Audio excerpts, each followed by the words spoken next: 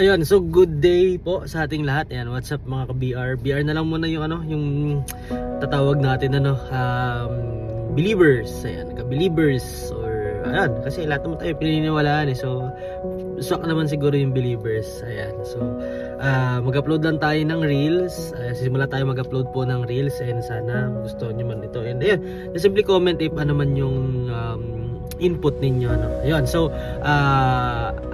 napili ko is to share the word of or the gospel of the Lord. Ayun, gusto ko lang ibahagi ko ano ba yung mga na-experience ko for the Lord, kasi from the Lord, sorry.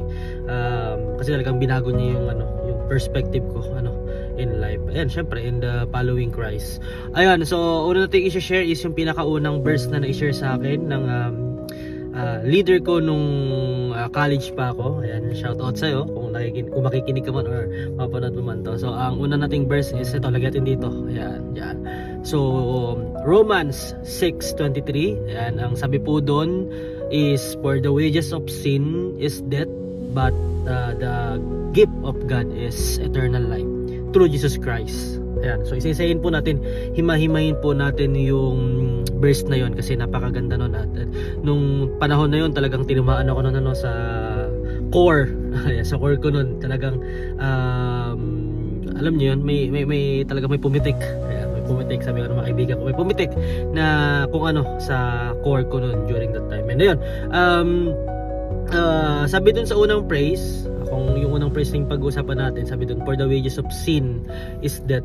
Sin, sa mga English major dyan, alam naman natin pag walang S, singular. At pag singular ay hindi dalawa, hindi tatlo, isa lang siya.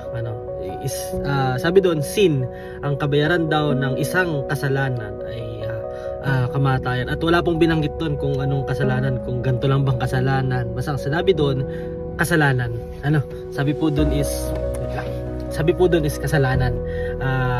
Isang kasalanan lang kahit basta it is sin, it is a sin. Ang kabayaran na po nun is kamatayan. At yung kamatayan po na yun is hindi lang siya basta sin, death. Ang sabi doon, yung death na yun is the eternal death. Pangalawang kamatayan. The second death. Kasi itong katawan natin, sure naman diba, 70 years, 60 years, sabi nga ngayon 60 years, sortehan ayun, sure yung katawan natin mamamatay talaga itong physical natin, pero that second death is the death of our soul. Kasi nasa loob natin is meron tayong soul, so that yun yung mamamatay sa second death if nagkasala tayo. At sabi sa akin doon, tinanong ako, syempre parang tanong sa akin,